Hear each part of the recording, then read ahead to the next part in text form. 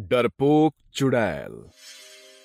कालीपुर नामक एक चुड़ैलों का नगर था जहां पर बहुत भयानक चुड़ैलें रहा करती थी। एक आंख वाली चुड़ैल, दो सिर वाली चुड़ैल, बिना नाक वाली चुड़ैल और जाने कौन कौन सी चुड़ैल। अरे बहन, मैंने सुना है कि हमारे कालीपुर में रानी चुड़ैल को चुनने के लिए चुनाव होने वाला है। हाँ बहन, अब हमारी रानी चुड़ैल चुनी जाएगी। देखते हैं कौन बनती है अब की बार रानी चुड़ैल।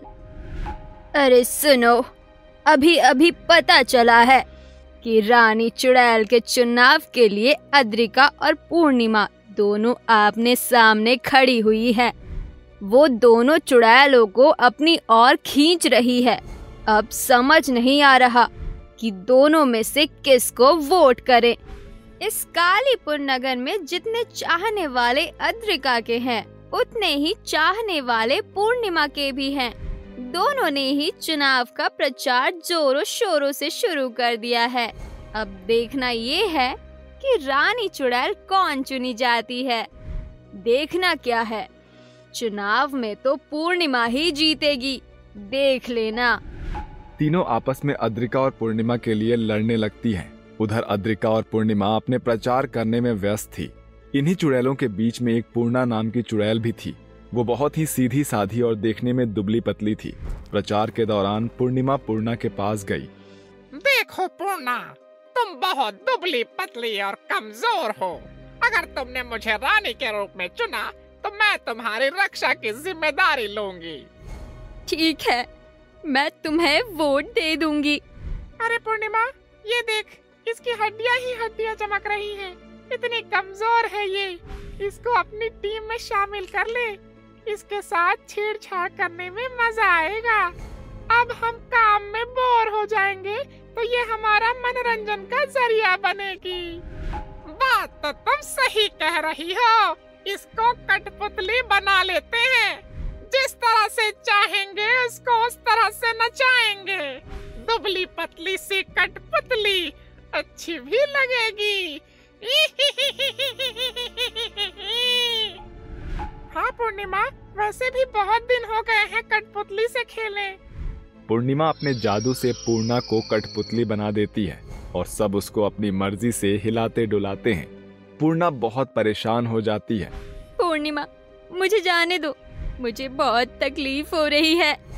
तुम जैसा कहोगी मैं वैसा ही करूंगी, पर मुझे इस कठपुतली के रूप से निजात दिलाओ।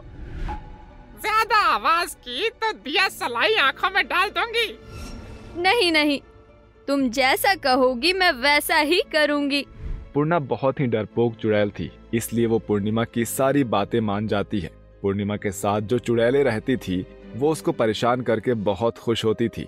पूर्णिमा सबको कठपुतली का नाच दिखाती और पूर्णा उसके इशारों पर नाचती। कालीपुर की सभी चुड़ैलें उसको देखकर बहुत खुश होती और पूर्णिमा के साथ हो लेती।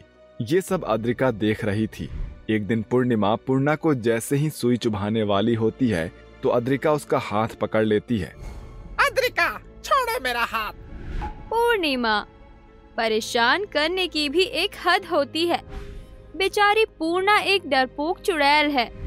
वो तुमसे डरकर तुम्हारे शर्तों पर नाचे जा रही है और तुम हो कि उस पर जुल्म ढाती जा रही हो। ये कहाँ का इंसाफ है। अगर इसके कठपुतली के नाच से सारी चुड़ैलें खुश होती हैं और वो मेरी तरफ आती हैं, तो इसमें बुराई क्या है। पूर्णिमा, अपनी जीत के लिए किसी और को परेशान करना गलत है।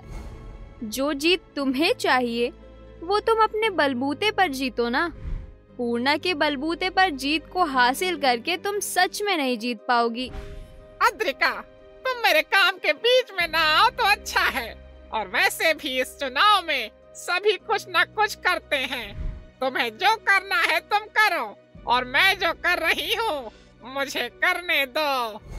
पर इस तरह से चुनाव।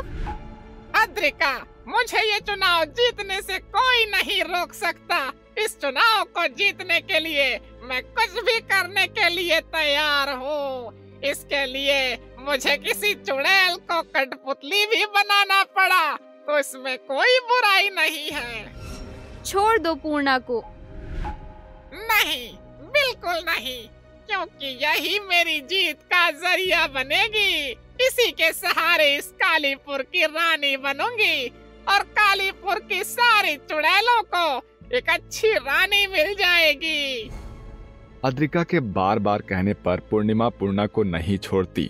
अद्रिका पूर्णा की रक्षा करने के लिए बार बार आगे आती है, परंतु पूर्णिमा उसे वहां से भगा देती है। अब पूर्णिमा पूर्णा के चारों तरफ एक सुरक्षा कवच लगा देती है, जिसकी वजह से अद्रिका उसका कुछ नहीं कर पाती।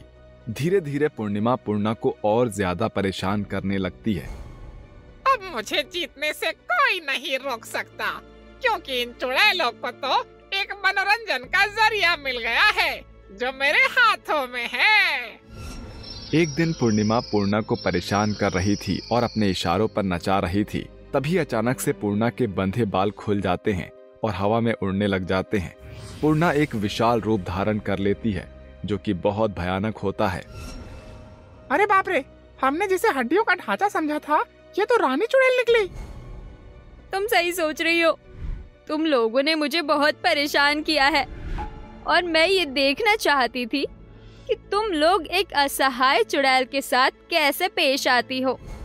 मैं ही पूर्णा बनकर तुम्हारे बीच में आई थी और देखना चाहती थी कौन मेरे साथ है और कौन नहीं। तुम एक दुबली पतली और डरपोक चुड़ैल को इस हद तक डरा सकती हो, ये मैंने कभी सोचा भी नहीं था। पूर्णा, तुम रानी बनने के लायक नहीं हो। तुमने अपनी चुड़ैल होने की सारी हदें पार कर दी। तुम एक चुड़ैल होकर एक दूसरी चुड़ैल के साथ ऐसा कैसे कर सकती हो? मैं तो लोगों का मन बहला रही थी पूर्णा को कठपुतली बनाकर, इसमें गलत ही क्या है? पूर्णिमा, तुम में रानी बनने का कोई भी गुण नहीं है। तुम्हें मैं इससे कालीपुर नगर से तड़ी पार करती हूँ। तुम अब इस कालीपुर नगर में नहीं रह सकती। रानी, मुझे माफ कर दीजिए। आगे से मैं किसी को नहीं सताऊंगी, किसी को नहीं डराऊंगी। मुझे पता नहीं था कि पूर्णा के रूप में आप हो। इससे क्या फर्क पड़ता है कि मैं उसके रूप में हूँ या नहीं? तुम्हारे लिए तो मैं एक दुबली पतली और डरपोक चुड़ैल थी, जिसका तुमने बहुत फायदा उठाया है। पूर्णिमा पूर्णा से माफी मांगती है, परंतु रानी चुड़ैल पूर्णिमा को माफ नहीं करती और उसे कालीपुर छोड़कर जाना पड़ता है। वहीं रानी चुड़ैल अद्रिका की बहुत तारीफ करती है। अद्रिका, तुम बहुत ही नेक दिल चुड़ैल हो। तुमने पूर्णा को कमजोर डरपोक जानकर भी उसकी मदद करनी चाहिए। तुम पूर्णिमा जैसी चुड़ैल से भी भिड़ गई। ये सब काबिले तारीफ है। मुझे तुम्हारा ये व्यवहार बहुत पसंद आया है। पर रानी चुड़ैल, आप पूर्णा के रूप में हमारे बीच क्या कर रही थी? मैं तुम दोनों के विचारों को जानना चाहती थी। वोट तो तुम कैसे भी जीत सकती हो, पर लोगों का दिल जीतना बहुत बड़ी बात है। और तुम रानी बनकर कैसा व्यवहार करोगी, इसका भी तो पता लगाना जरूरी होता है ना। इतनी आसानी से रानी का पद नहीं मिलता। हर परीक्षा में पास होना होता है। रानी चुड़ैल, पूर्णा के रूप में हमने आपको बहुत दुख दिया। हम आपसे माफी चाहते हैं और विनती करते हैं कि पूर्णिमा चुड़ैल को कालीपुर में वापस बुला लिया जाए। पूर्णिमा ने तुम्हारे साथ इतना सब कुछ गलत किया, फिर भी तुम उसका साथ नहीं छोड़ रही। ये काबिले तारीफ है। ठीक है, मैं तुम्हारी बात मान लेती हूँ और पूर्णिमा को वापस कालीपुर आने की इजाजत देती हूँ। आपका बहुत बहुत धन्यवाद रानी चुड़ैल। पूर्णिमा कालीपुर नगर में वापस आ जाती है और फिर किसी को भी परेशान नहीं करती। वो रानी चुड़ैल और अद्रिका से माफी भी मांगती है।